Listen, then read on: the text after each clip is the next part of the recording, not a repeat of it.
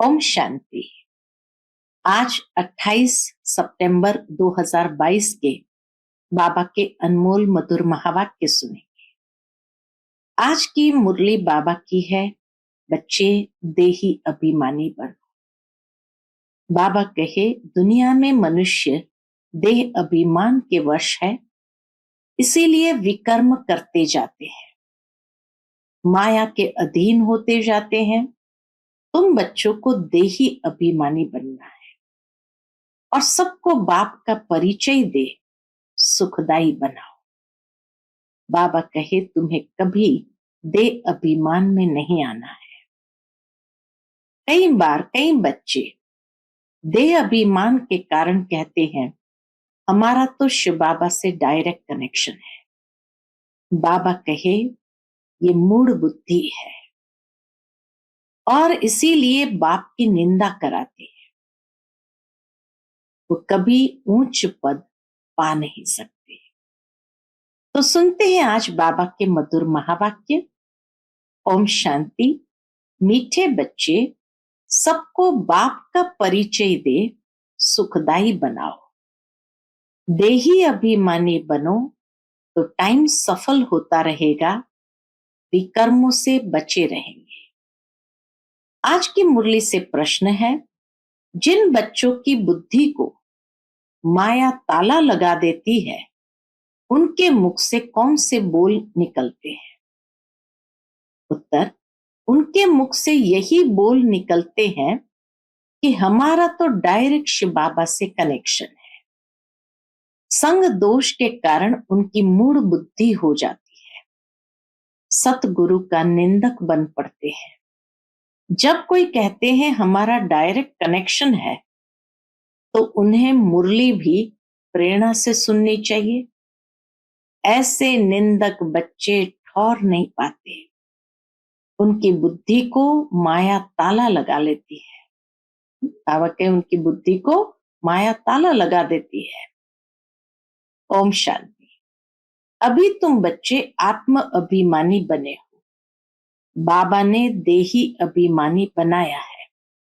जितना देही अभिमानी बनेंगे, बाप को अच्छी रीति याद करेंगे, तो विकर्माजीत बनेंगे। देह अभिमानी बनने से विकर्म भस्म नहीं होंगे और ही जास्ती विकर्म होते रहेंगे।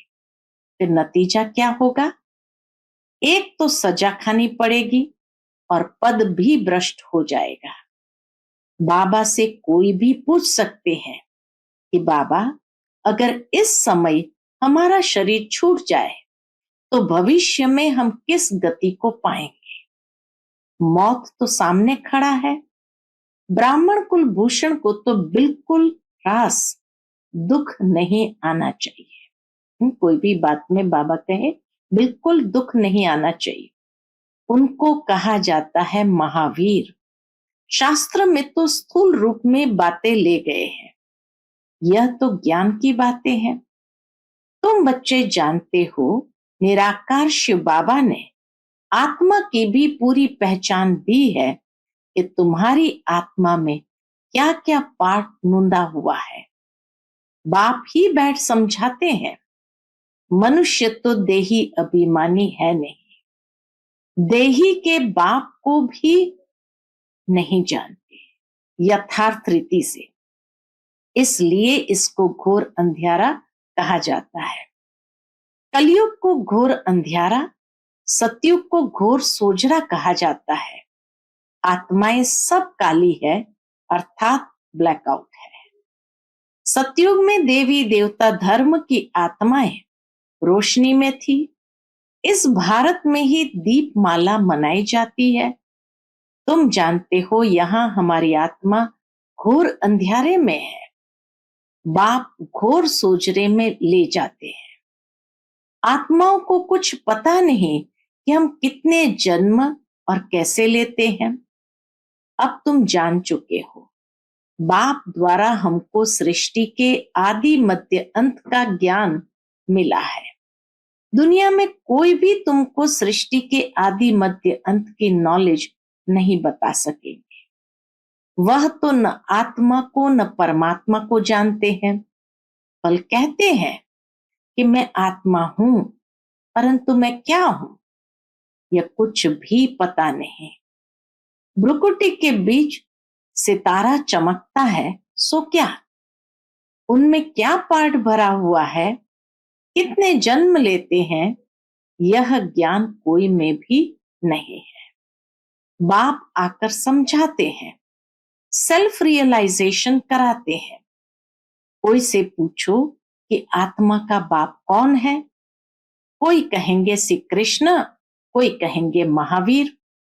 हम आत्मा है, हमारा बाप निराकार शिव है। एक भी ऐसे कह न सके, बाबा का एक भी ऐसे कह न सके। न तो रचयिता न रचना के आदि मध्य अंत को जानते हैं, इसलिए उनको नास्तिक कहा जाता है। बाप कहते हैं तुम नास्तिक शूद्र थे, अब ब्राह्मण आस्तिक बने हो। बाप परिचय देते हैं कि मैं क्या पार्ट बजाता हूं। कोई भी बाप का परिचय दे न सके, बाप का पार्ट क्या है समझा न सके। तुम भी नंबरवार समझते हो। देही अभिमानी होने कारण अवस्था अच्छी रहती है। देह अभिमान में आकर फिर जरमुई जरमुई करने लग पड़ते हैं, इसलिए ऊंच पद पा न सके, न विकर्म विनाश होते हैं। बाप समझाते तो बहुत अच्छा है, जीते जी मरने का अर्थ कितना सहज है। तुम जीते जी मरे हुए हो, अपने को आत्म समझ बाप को याद करते हो।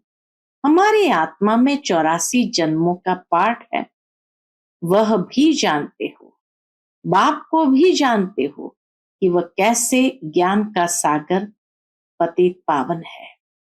भारत ही पावन श्रेष्ठ था, अभी तो पतित है, परंतु पतित अपने को समझते थोड़ी है। अभी तुम बच्चे जानते हो, पहले तो कोई भी काम के नहीं थे, सब मरे पड़े थे, सब कब्रिस्तान बना हुआ है। अब फिर परिस्तान के मालिक बन रहे हैं। भारत परिस्तान था, अब कब्रिस्तान है। सब एक दो को दुख देते ही रहते हैं। बाप कहते हैं कि अभी तुम सबको बाप का परिचय दे सुखदाई बनाओ। देही अभिमानी न होने कारण टाइम वेस्ट करते रहते हैं। घड़ी घड़ी देह अभिमान आ जाता है। तुम बच्चों को कब ह्रास यानी दुख नहीं होना चाहिए। कोई कोई को तो ह्रास में आ जाते हैं। बाबा कहे कोई कोई तो ह्रास यानी दुख में आ जाते हैं। कोई समझते हैं बाबा राम राज्य की स्थापना कर रहे हैं, रावण राज्य का विनाश होना है, इसमें कोई डरने की बात नहीं है। हाँ, गवर्नमेंट आदि मकान खाली कराती है तो करना पड़ता है। बाबा की याद में शरीर भी छूट जाए तो अच्छा है। सदैव तैयार रहना चाहिए। माया का वार अच्छे अच्छे बच्चों पर भी हो जाता है। कोई तो ऐसे मूर्ख बन जाते हैं, कहते हैं कि हमारा तो डायरेक्ट शिव बाबा से कनेक्शन है, परंतु ब्रह्मा के आगे तो जरूर आना पड़ेगा ना। अच्छा, घर में भी जाकर बैठ जाओ, फिर मुरली कैसे सुनेंगे, क्या करेंगे? कहते ये ब्रह्मा भी पुरुषार्थी है, हम भी पुरुषार्थी है। पढ़ते तो सब शिव बाबा से हैं, परंतु ब्रह्मा पास आएंगे तब तो सुनेंगे ना। प्रेरणा से सुनकर दिखाओ तो मालूम पड़े। फिर कभी कभी बाबा मुरली बंद भी कर देते हैं। ब्रह्मा से जन्म लिया और मर गया, फिर खत्म, वर्षा कैसे पाएंगे? ऐसे भी मंद बुद्धि बहुत संग दोष में खराब हो जाते हैं। फिर बताओ उनकी क्या गति होगी? सतगुरु का निंदक बने तो ऊंच ठौर पा नहीं सकेंगे। गुरु ब्रह्मा कहते हैं ना, गुरु विष्णु गुरु शंकर नहीं कहेंगे। गुरु सिर्फ ब्रह्मा ही है। तुम भी माता गुरु बनती हो, सतगुरु द्वारा बनी हो, न कि कलयुगी गुरुओं द्वारा।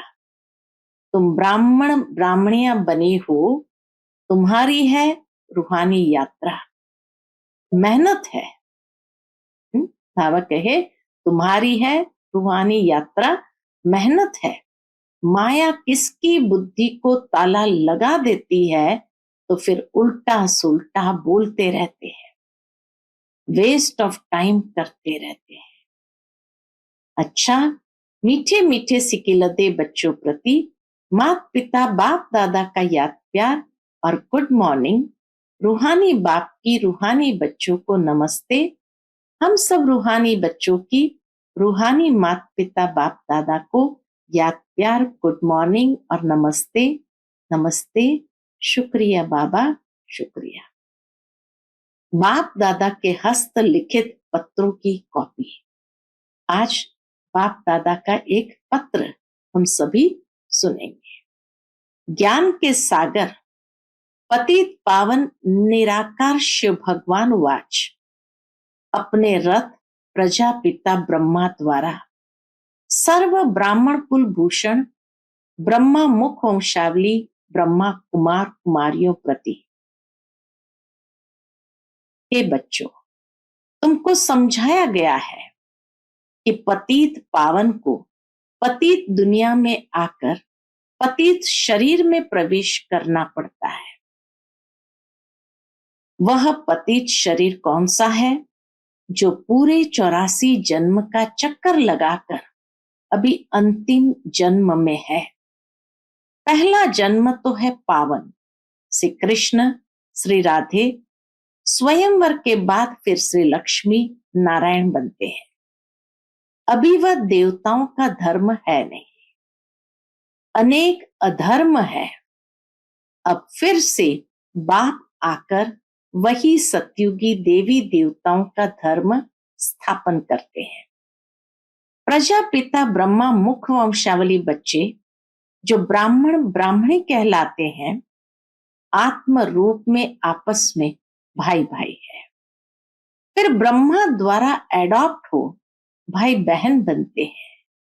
वर्षा पाना है ब्रह्मा कुमार कुमारियों को परम पिता परमात्मा से। शिव बाबा अपने बच्चों आत्माओं को कहते हैं, क्या कहते हैं? अब देही अभिमानी व आत्म अभिमानी भव।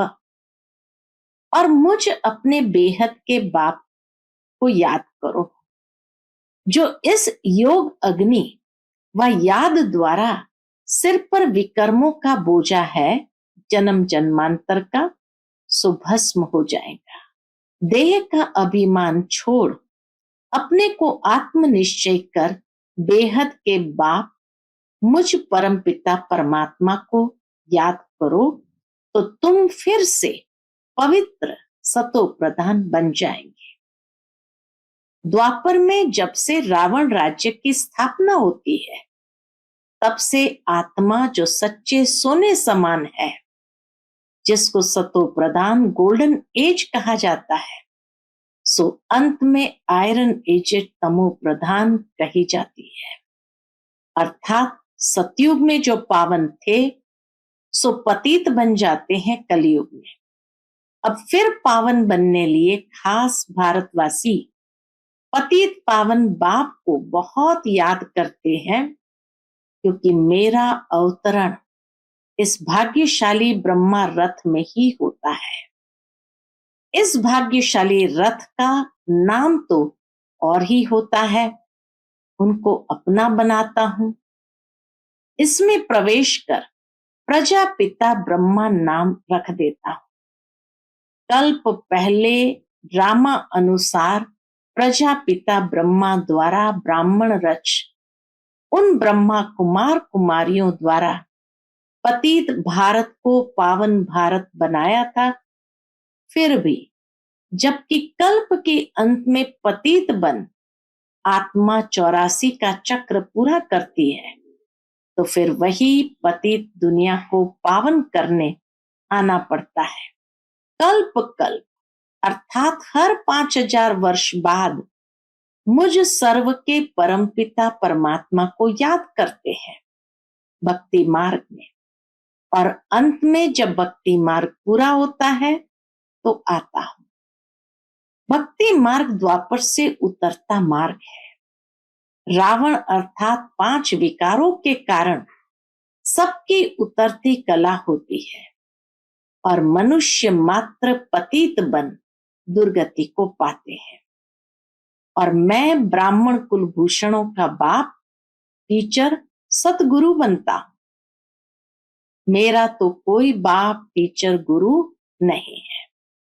भारतवासी आसुरी संप्रदाय जो सतयुग में दैवी संप्रदाय थे, उनका पिता तो हूं, परंतु उनको फिर से सूर्यवंशी देवी देवता बनाने, जो प्रजापिता ब्रह्मा कुमार ब्रह्मा कुमारी बनते हैं, कल्प पहले मिसल उनका शिक्षक बनता हूं, उनको सत्य ज्ञान देता हूं, सृष्टि चक्र के आदि मध्य अंत का ज्ञान देकर उन्हें त्रिकालदर्शी बना रहा हूं, ताकि नंबरवार पुरुषार्थ अनुसार कल्प पहले मिसल चक्रवर्ती सूर्यवंशी दैवी स्वराज्य फिर से स्थापन हो।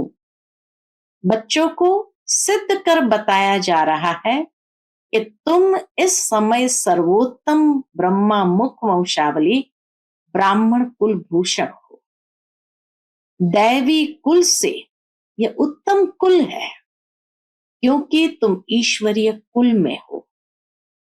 भारत 5000 वर्ष पहले स्वर्ग श्रेष्ठाचारी वैकुंठ दैवी स्वराज्य था, तब तुम सूर्यवंशी देवी देवता थे, फिर क्षत्रिय वैश्य शूद्र वंश में आए, अब प्रजापिता ब्रह्मा द्वारा ब्राह्मण बने हो। इसे 84 जन्मों का चक्र कहा जाता है।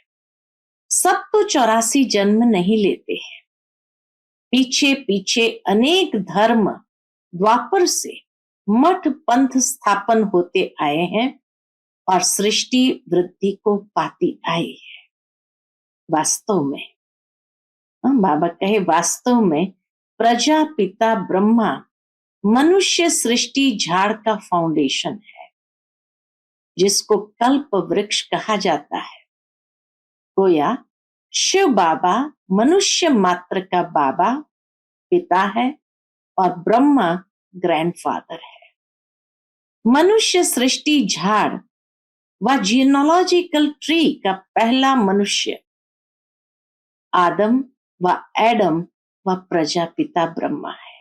प्रजापिता ब्रह्मा और मुख वंशावली परमपिता मुझ परमात्मा शिव से सहज राजयोग और ज्ञान सीख सुख घनेरे सोजरे में जाते हैं।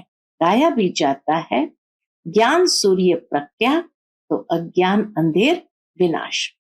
ज्ञान सूर्य भी पतित पावन परमपिता परमात्मा को ही कहा जाता है। तुम ज्ञान सोजरे में हो, बाकी सब अज्ञान अंधियारे में है। दूसरी बात बाबा लिखते हैं, बच्चों ने ज्ञान सुना और बाबा कहा तो वर्षा मिलना ही है। एक तो बाप को, दूसरा सृष्टि चक्र को याद करना है। एक तो बाप को, दूसरा सृष्टि चक्र को याद करना है, और तो कोई तकलीफ नहीं। बाप जानते हैं कि बच्चों ने भक्ति मार्ग में बहुत तकलीफ देखी है, अभी और क्या तकलीफ बच्चों को देवे। जितना भक्ति में मेहनत, उतना यहां चुप रहना। जितना भक्ति में मेहनत, उतना यहां चुप रहना है। जितना योग में रहेंगे, उतना विकर्म विनाश होंगे।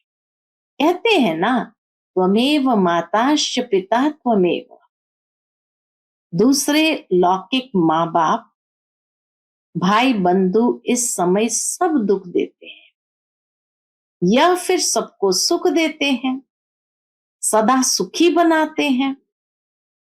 अच्छा, ओम शांति। आज की मुरली से धारणा के लिए मुख्य सार है। पहली पॉइंट, हम ऊंचे ते ऊंच सर्वोत्तम ब्राह्मण कुलभूषण है, इसी खुशी में रहना है। स्वयं भगवान बाप टीचर गुरु के रूप में हमें मिला है, इस स्मृति में सदा हर्षित रहना है। दूसरी पॉइंट, किसी भी बात के दुख रास में नहीं आना है। जरमोई जरमोई में समय बर्बाद नहीं करना है। आज का बाप दादा का मधुर वरदान हम बच्चों के प्रति है, विश्व कल्याणकारी बन, अशांत आत्माओं को शांति का दान देने वाले मास्टर दाता भव। विश्व कल्याणकारी बन, अशांत आत्मा को शांति का दान देने वाले मास्टर दाता भव। दुनिया में हंगामा हो, झगड़े हो रहे हो, ऐसे अशांति के समय पर आप मास्टर शांति दाता बन औरों को भी शांति दो। घबराओ नहीं, क्योंकि जानते हो जो हो रहा है वो भी अच्छा और जो होना है वह और अच्छा। विकारों के वशीभूत मनुष्य तो लड़ते ही रहेंगे, उनका काम ही यह है, लेकिन आप विश्व कल्याणकारी आत्माएं सदा मास्टर दाता बन शांति का दान देते रहो, यही आपकी सेवा है। आज का स्लोगन है, अपनी सर्व प्राप्तियों को सामने रखो तो कमजोरियां सहज समाप्त हो जाएगी। अपनी सर्व प्राप्तियों को सामने रखो तो कमजोरियां सहज समाप्त हो जाएगी। अच्छा, ओम शांति।